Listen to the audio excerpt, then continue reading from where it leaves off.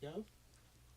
Good afternoon, everyone. I'm Virginia Amos, and I am here in the ZTV Network studios for the final interview with one of three mayoral candidates running for the city of Alexandria. And today we have with us Alyia Gaskins.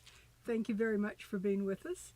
I had first met Alyia 3 years ago when we interviewed all of the city council candidates, so it's kind of fun to have you back in the room. It feels good to be back. Good, good.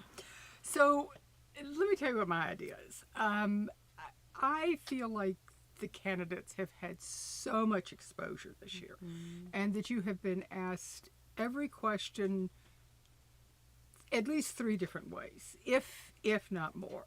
So I'm kind of out of questions. I mean, I've kind of gotten that.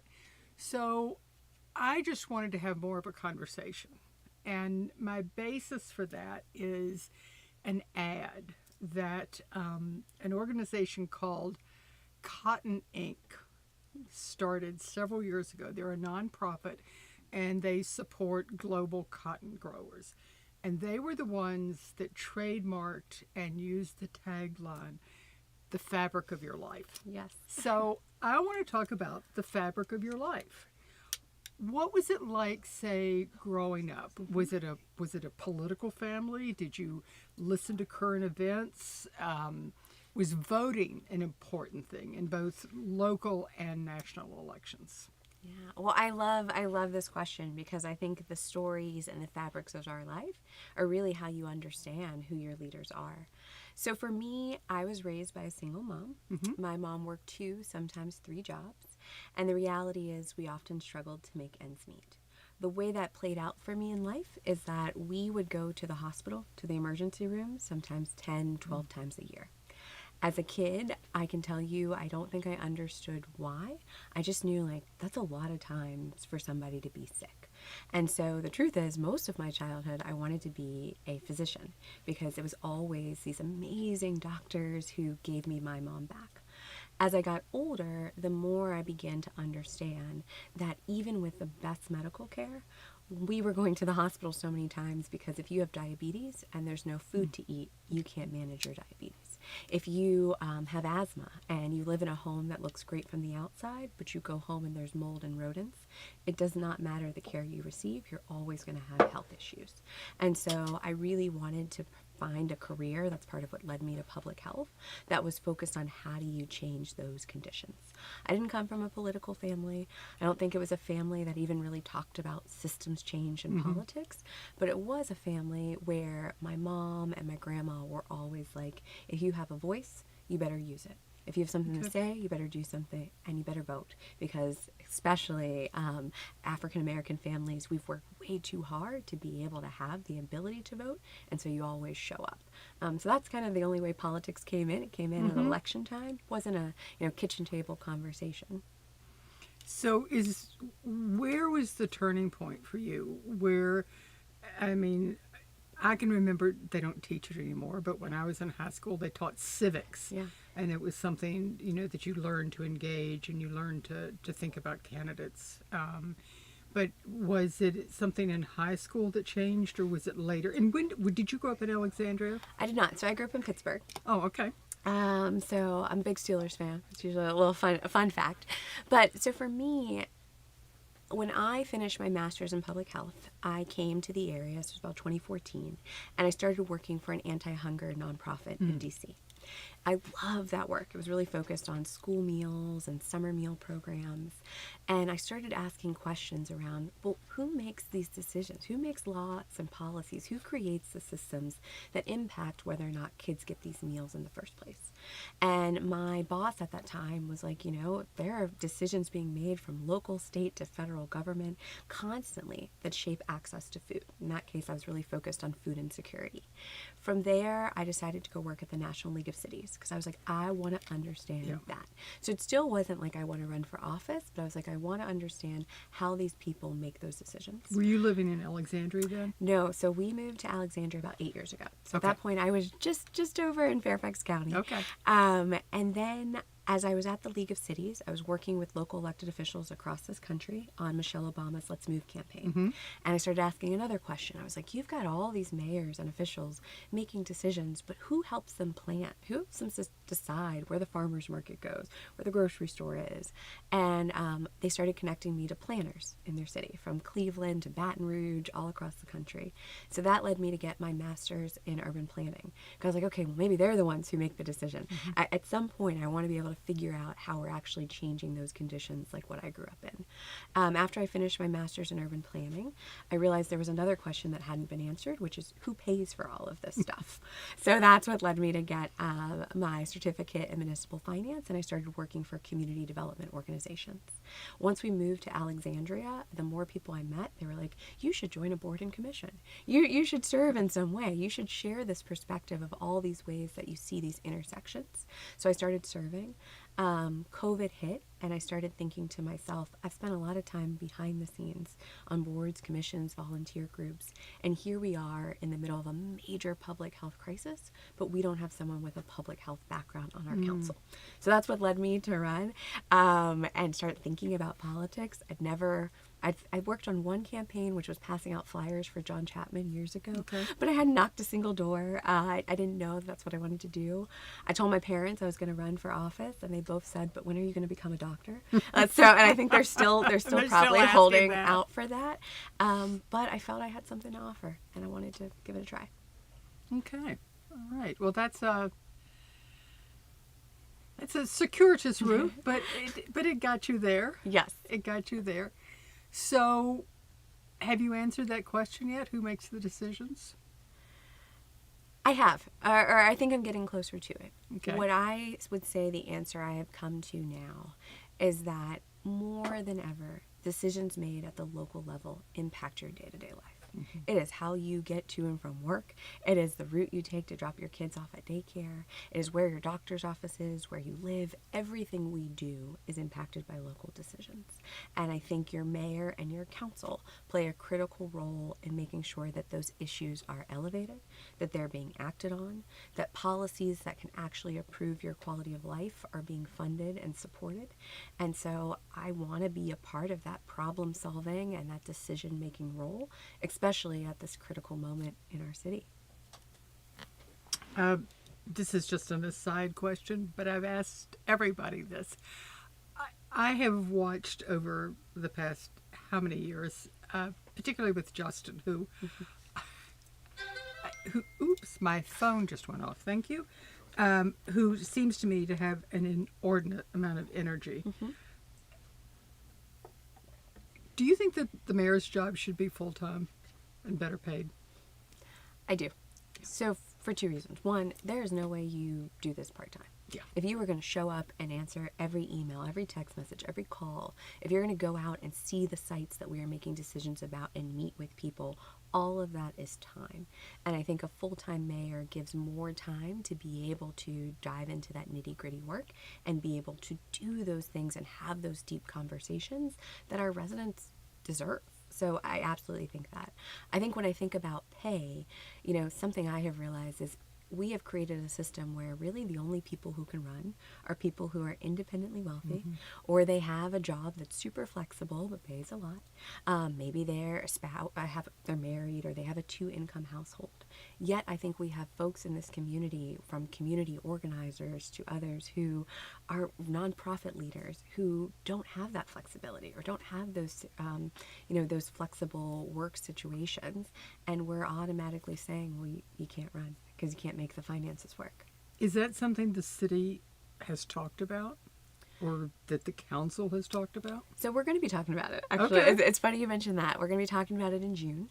Our colleague, Councilmember Kanika Geary and Councilmember John Chapman, have raised this a couple times throughout the year, especially as other localities have actually increased their salaries.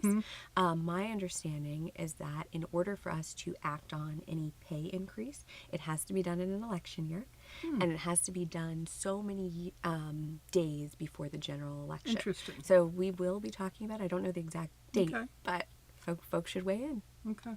It's interesting. There was a mayor several years ago who one time when he was asked a question, he responded that this was just a part-time job and he didn't necessarily know or have time to look into it. And I think that stuck with me. It's like, we deserve more than that. So good. I'm glad council's going to take that up. So kind of going back to the fabric of our lives, we obviously talk about the city of Alexandria, and the council is for the city. And there's certainly a fabric of life that is representative of the city as a whole. But more often, it's the fabric of our communities. Yeah. I mean, I'm in Del Rey. There's Old Town.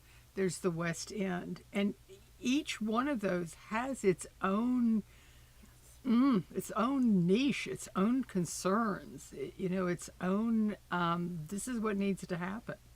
How do you understand those, and how do you weave those together?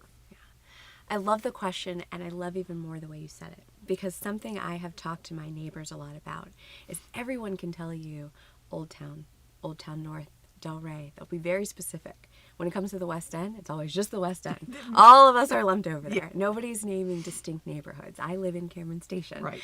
And each one of those areas, from Cameron Station to Wakefield, Tarleton, they have an identity and a culture and a feeling as well. I'm sure you know this as a real estate agent, yeah, when you're showing people the neighborhoods. And so I think it's really important that we're intentional about how we talk about our neighborhoods.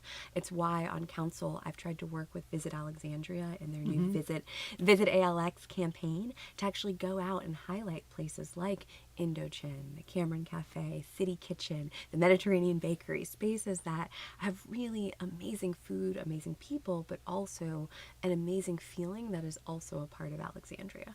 What I've tried to do to make sure that I am understanding those different things within our communities is just spending as much time as I can. Even on this campaign, I'll go sometimes and sit at the bus stop and have meetings with people just so I can hear about their daily commutes, so I can learn about their life. I try, and I know I haven't lived here maybe as long as some of my opponents, so I try and meet with folks who have lived here. I had one of my meet and greets, and a woman, she's 92 years old, got to sit down and learn about her story and the ways she's seen things change. Before I vote on an issue, I reach out to people from all different perspectives, and I go and sit or walk around or move whatever in the area wherever we're getting to make a decision is at, so that I'm able to fully bring that perspective into my decision making. Well, I'm glad you mentioned those other places in the West End, because they're not necessarily at the forefront of my consciousness, but it reminds me of, the squeaky wheel gets the grease. And there's some communities that are perhaps older, better organized, more vocal. Yeah. And I think sometimes that they have perhaps a disproportionate voice, whether it's because of money, location certainly, but I would think that income has a lot to do with that. Yeah. I mean, I'll give you an example, a small business example. I had, when we were working on the FY24 budget, the social responsibility group, they reached out to me and they said, the city really needs to do a lot more for small and minority businesses. I said, let's talk about it. So we actually went on a neighborhood walk, and we met with a number of businesses on Queen Street, on Pickett, and others.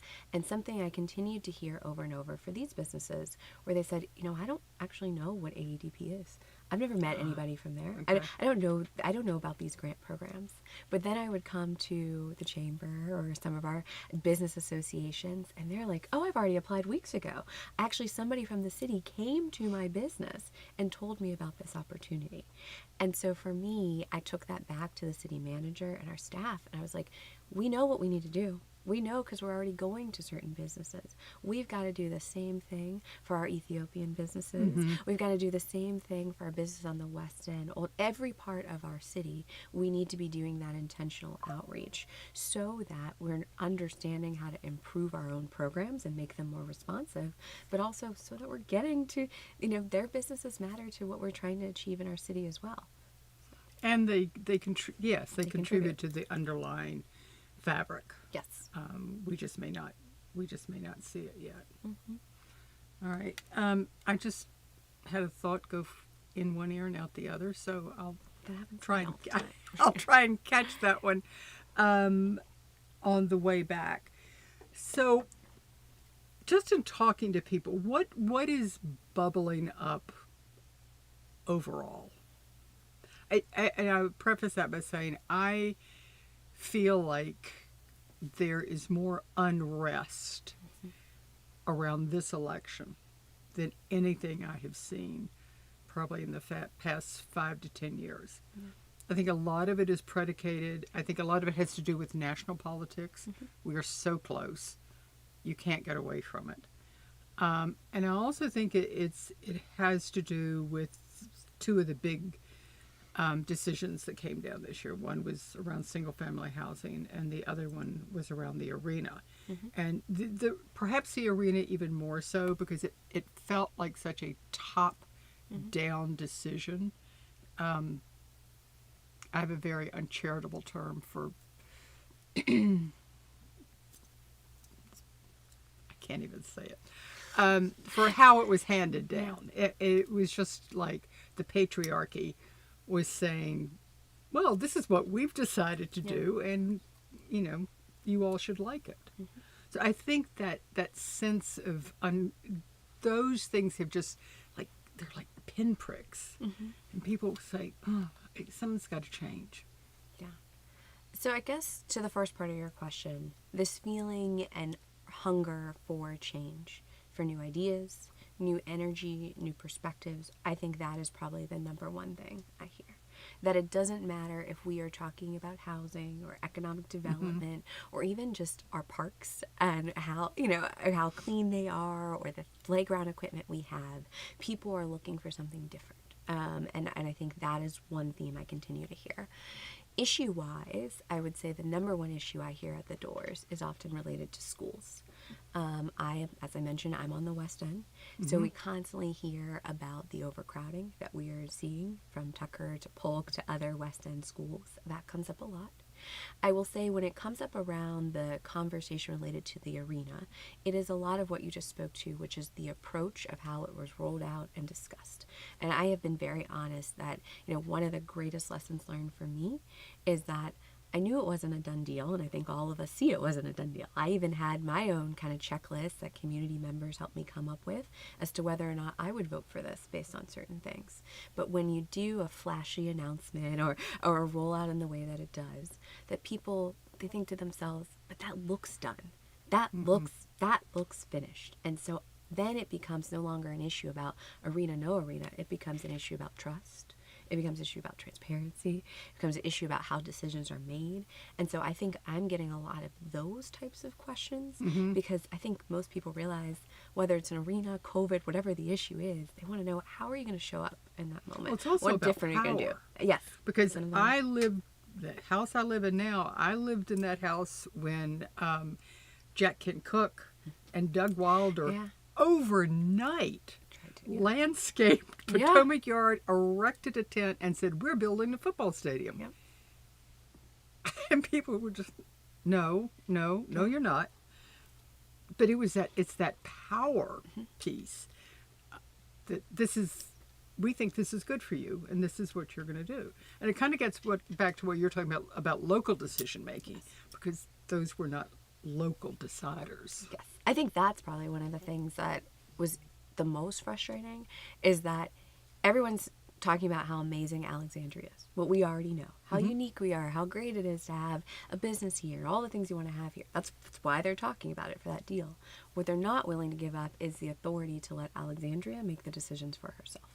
And I think that is something we continue to see, not just in this, but I get emails daily about gas-powered leaf blowers and the need, and I agree. As a public health professional, I'm like, I hear you from a noise perspective, a climate perspective, but Richmond doesn't think we are capable of making that decision to ban the gas-powered leaf blowers. And it's little things like this that we're going to have to keep fighting for, because we're the ones who are on the hook for the decisions in our community. Our community knows best what we want for us, and we have to be able to carve out more space and more authority and keep fighting to be able to make those decisions for us. Well, I'm just going to put in my plug for arena development because when I moved here, that was a big railroad yard. Yeah. And I've been in a lot of meetings about Potomac Yard and Oakville Triangle. Entertainment and sports, but not mega sports. I want a bowling alley. I want a skating rink, pickleball courts, like family oriented that anybody can do from early in the morning until late at night. Yes. And then they go get a bite to eat, and then they go to Target, and do not take away my TJ Maxx. Your TJ, okay, that's a good TJ Maxx. That's a good TJ Maxx. I get a lot do from there. Do not take that away. Yeah. Well, I will say you're not alone. I'm a little bit of a nerd about this, but I find it is easy for people to say this many people were for it and this many people were against it. With every issue, I work with my aide and I try and categorize every response. So yes, no, yes, because, get all these different things. And as I've gone back through, number one things people say, they'd want entertainment. And bowling alleys and skating and those things come up again and again. They also continue to emphasize retail and restaurants. A lot of people throw out Mosaic District or other places where there's just a variety of things that you wouldn't get anywhere else. The other one that comes up a ton is open space and the idea of some sort of community gathering space, whether that's outdoor performances or that's just spaces where you can linger, eat that food, or hang out after you engage in that entertainment use. So I think we, for better or worse, we've had several months of getting hundreds of emails, letters, comments on what people want to see and how they want to see it. Now I think it's on us to figure out the right catalysts and the right tools to deliver that and the right partnerships, because we don't own the land. We're going to have to work with a number of different stakeholders to bring it to life. And the interesting thing about the green space for me is Delray's a great example of small houses being torn down on large lots. And then large houses being built to within an inch of where they can be built. So where's the green space? So then they want the city to provide green space because they built a house that was so big that they took away all their greens. I mean, I just find that so fascinating that you don't want green space in your own backyard, but now the city needs to to provide the green space. And there's limited land. I don't know if you've been to Gustav's Bakery on a weekend. Yeah. Talk about green space and a place where people can hang out. I mean, he has created something within a year's time that people are flocking to. So I live not too far from Booth Park. And one of the things I worked on for months, and it should never have to take this long. This will be a change if I am elected mayor. But it took me almost 4 months to get another trash can over there. And the reason why I was fighting for this trash can is if you go to Booth Park on the weekends, imagine all of the different apartments. You've got Cameron Station, Cameron Square, you've got all these apartment buildings. You can barely see the grass on the weekend because people are there doing picnics. I think my husband and I thought we saw a wedding last weekend, but there's just there's barbecues, there's all this stuff happening because it's one of the main green spaces in that area. And what I've been trying to talk to staff and our team about is that's a good thing. We want that usage. Now we need to do two things. We need to figure out what are we doing then to maintain and preserve that if it's getting more use than we anticipated. But then two, any development that we're looking at in this area, we need to hyper prioritize green space to then take some pressure off. Every development can't do everything, but our community is giving us clues based on where they linger, how they move, what they're doing about what they want to see. And I think Booth Park is always my example on Saturdays and Sundays because of the way people are coming and using that space. They're telling us that as the West End changes and moves forward, this is the type of space they also want to see. Yeah, the Parkway's the same way. It's filled with people who don't have their own green space, and taking care of it. Yes, is so important. It's so important. Okay, David, can you give me a time? My timer wasn't working. 30 minutes. We've been going 30. Yeah. Okay, that's good. 30 plus 5. 30 plus. Okay, we like that. So, do we have any questions from our viewing audience? Do you mind if we switch to specific questions? No, that sounds good. Good conversation here. Okay. Thank you. You can give me more than one at a time because we'll move through these. Thank you. Okay. Glasses on. Okay. What can we do about youth programs in the city? Oh, this is one of my favorite things. Oh, good. So a couple things that I have been actively working on. So after we had the fatal stabbing of Luis in the Bradley Shopping Center, I put forth a call for our city's first youth safety and resilience effort. As part of that, the first part was that we need to listen more to our young people. I think adults have a lot of ideas about what we should be doing. And so we've now been doing focus groups, peer-to-peer surveys, as well as having these young youth ambassadors come to the community cookouts you're seeing with ABD, all these other things so we can hear what they want. The things that comes up number one is more youth jobs. So I'm really committed to finding ways to not just expand our summer youth employment program, but hopefully see something that's not just summer, but it's really all year round. And that's because for a lot of our kids, a job isn't just a nice to have. Many of them, it is a necessity. So jobs come up. Second thing we're hearing from our young people is they want a safe space to just be able to drop in and hang out. You know, maybe when we were younger, that was the mall or that was a certain space.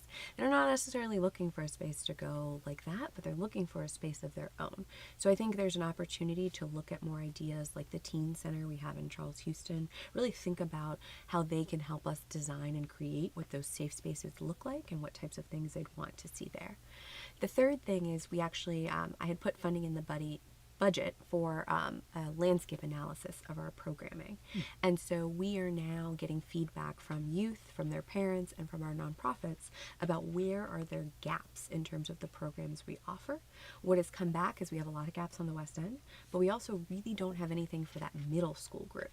A lot of people will catch you when you're super, super young. A lot of people will catch you when you're in high school. And so I think in terms of moving forward, there's a real opportunity to dive into that youth space, from mentorship to sports programs to even like basic early learning job trainings that, you know, we might not be able to hire you at 12, 11, but we can start to do some programs around work-based skills or building confidence or how you'd show up in a job atmosphere so that then when you are old enough for some of the programs we offer, we're ready to get you right But away. that's not something necessarily that the city has to provide on its own, is it? No. So what we're doing in these conversations is we're actually looking at public-private partnerships. Okay. So we've had some great conversations with the chamber, great conversations with businesses like Inova because they need a workforce right away when they open that billion-dollar hospital. We've had some other good conversations with Virginia Tech and others so that it is not the city doing this on their own, but it is the city understanding what do our young people need, sharing that information, and then working with others who are just as passionate to help create that system. Okay. It just made me think my husband does a lot of work with the food pantry at Christ Church. Yes. And I know that the coalition of churches that work around that, and he delivers checks to prevent evictions. Yes. And that is taking up the slack that the city has not been able to, a gap that they have not been able to fill. So the city can't do it all, which I think is important for people to understand. Yes. Yes. And I think the city, sometimes we also need to think about where it's not just we can't do it all. I think there are certain things that others are better positioned to do. So one example might be if I go back to the eviction prevention programs. We have found that it has been really great for us to partner with churches, with tenants groups, with others who already have relationships in our community to do the outreach. Us hiring an outreach coordinator is not as good as us giving funding or us giving information and support to those groups who already have those networks, are already talking with people and pushing out that information because they're the trusted ally, not us in that situation. And there's not the bureaucracy. Yes. Okay.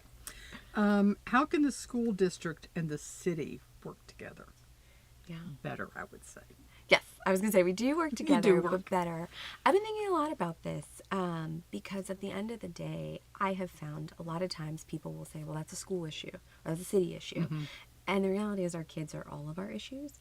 And I tell people, even though you spend 90% of your time in school, you go home or you walk down a street or you catch the bus. All of those things are connected.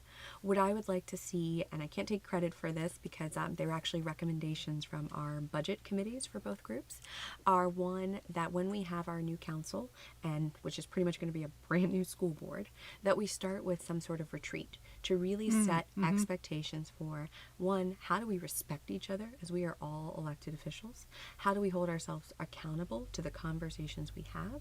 How are we transparent about our needs? I think one of the things that came up in this budget was we didn't necessarily know all the challenges our schools were facing behind those walls, and they weren't necessarily familiar with all the fiscal challenges we're facing. So how do we share information better?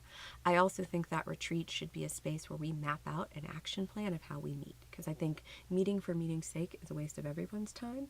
What are we doing in that meeting? What are the action items we're coming away with? And then who's responsible in the interim for making sure that we move that. So I think that will allow us to then be in conversation more, to have some rules of engagement, but then also hopefully have some little wins that we can build trust with over time, so that as we get into some of these bigger issues about new schools, capacity, all of these other things, funding, collective bargaining, that we'll be able to talk about those in a better way. Good. What sets you apart from other candidates? One would be my responsiveness. I think I've shown that on council in my ways of showing up and getting back to people, but I've also shown that on this campaign. It's the only candidate I complete every survey that was sent to me, every forum you reached out to me about, just showing up and getting back to people. I'd say second has been my ability to move results. I mentioned I've started working with local governments for over a decade. Part of doing this work is understanding the levers we have available to us. If you have a big idea you want to see, you need somebody who understands what are the policies to actually move that. And so that's been helpful in all of the success that I've been able to work with my colleagues to do. And then third, I would say just my ability to work with others and build diverse coalitions across our community. I tell people my favorite moment on this campaign so far is at my kickoff. We had folks who live in $1 million mansions, as well as 4 families who took the bus from Carpenter Shelter. So I try and intentionally bring people to our processes to make sure that if we're voting on something that impacts you, then let's make sure you're in the room when we're doing that. And I think that's critical as a mayor, because I'm going to have people who've lived here a long time, people who just moved here, seniors, young adults, all people with different perspectives, and we got to make sure we're making sure we're doing the outreach and leading with intentionality to get them to the table. Okay. A couple more? Okay.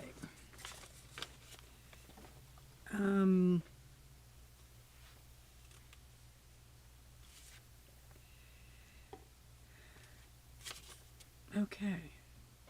There are rumors about a casino. Would you be in favor of that? No. Okay. No. Everybody hear that? No. And I guess it's just so people know why. So I am not in favor of a casino. I've actually been trying to push to get some of the skill games that have popped up in our 7-Elevens and other places out. Because one of the things I have learned and experienced through my public health training is that the impacts of addiction on individuals, on communities, on businesses, and I just don't feel like that's an appropriate use or appropriate public health crisis that we need to enter in here in Alexandria. So that's a hard no. Thoughts on traffic. The West End Duke Street is a disaster. Would you reconsider the current plan? So I would not consider reconsider the current plan because Duke Street is a disaster. I said I live in Cameron Station. I take Duke Street multiple times a day. It's how I get to City Hall. It's how I get to my kids' daycare. Our Harris Teeter, I'm there every single day because I'm not as organized with the family stuff as I need to be. And what I believe is the importance of Duke Street in motion is right now, whether you are in a car, you're on the bus, you're walking, whatever you're doing on Duke Street, it sucks. And I think we are looking at a period where we're going to have a rapid influx of people at Parkview, Landmark Overlook, Landmark. All of these people cannot bring a car. A lot are going to. But if every single person does because all the other options are terrible, then the congestion and the traffic we have now is going to be 50 times worse. And so I believe in the potential of trying to figure out how we create more options so that each of us can take whatever we want to take, whatever form of transportation to get to where we need to go. And trust me, when people talk about traffic, it's not something I will ever be dismissive of, because right now at this stage in my life, You live it. I live it. I mean, I have a daughter who every time I put my foot on the brake, she screams because she doesn't like when the car stops. So traffic is terrible, and I'm hoping that these, along with other investments we're making, like the West End Transitway and other improvements, will help to alleviate some of that congestion. In the short term, I think we need to focus on now, which is there are things we can do with signal timing. There are things we need to do to stop people blocking the box at Quaker and Duke. There are some other improvements we need to continue to make and conversations we need to have with the state related to telegraph. So it's a big road, and there are multiple different things we need to be pushing in the short term and the long term to make it better. Okay. This one I don't. Seniors are suffering from tax increases. Would you consider a decrease? Or, and I would throw in, or some relief for senior citizens? Absolutely. So in this budget, one of the things I said from day one, I pushed back on some of my colleagues' proposals about a 6-cent increase. So that's unacceptable because we have seniors and we have other single income or fixed income homeowners who are one tax increase from not being able to live here. I worked with Councilmember Kirk McPike to put in an ad in the budget to expand senior tax relief. So we're going to be serving another 253 households. I'm going to continue to work on making sure that we are increasing the income limits, because right now you pretty much have to have nothing to qualify for that program. And we know we have a lot of middle income seniors as well who are still struggling to stay here. So I am fully committed to exploring ways to improve and expand that program to take some of the pressure off of our seniors. Okay. And I'm going to have one final question, and then we're going to wrap this up. Okay. Just popped up. Maryland has National Harbor. The district has the wharf. Is anything in the pipeline for Alexandria? I hate National Harbor. I love the wharf. Yeah. The wharf is amazing. I guess I think about that two ways. I think that every place has to have the thing that makes them unique and special. And I think we are starting to see that with the investments in our own waterfront. It's not the same as those, and I don't think it should be. It has to be what is Alexandria. And so I think what'll be truly amazing is when we fully connect, Old Town North and the arts that's happening there, all the way down to the torpedo factory and down to Jones Point. I think then you're going to have a one-of-a-kind walk that if we can accent that with art all along the way and wayfinding, then you have an experience that isn't just like come and drive and just come for the restaurants. It's come and drive and sit at our waterfront, hear the live music, experience the art, linger with us for a while.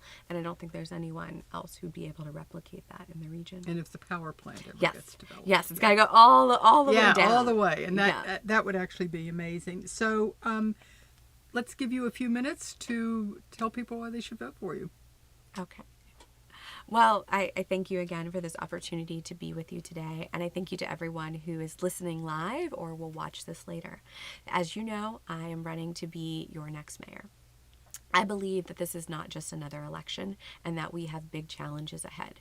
From the fact that we have to grow our commercial tax base, from the fact that we are about to enter into a rapid period of investment in our infrastructure, our schools and city facilities, and to the point that we are still navigating the impacts of the pandemic, which has changed everything we do in this city.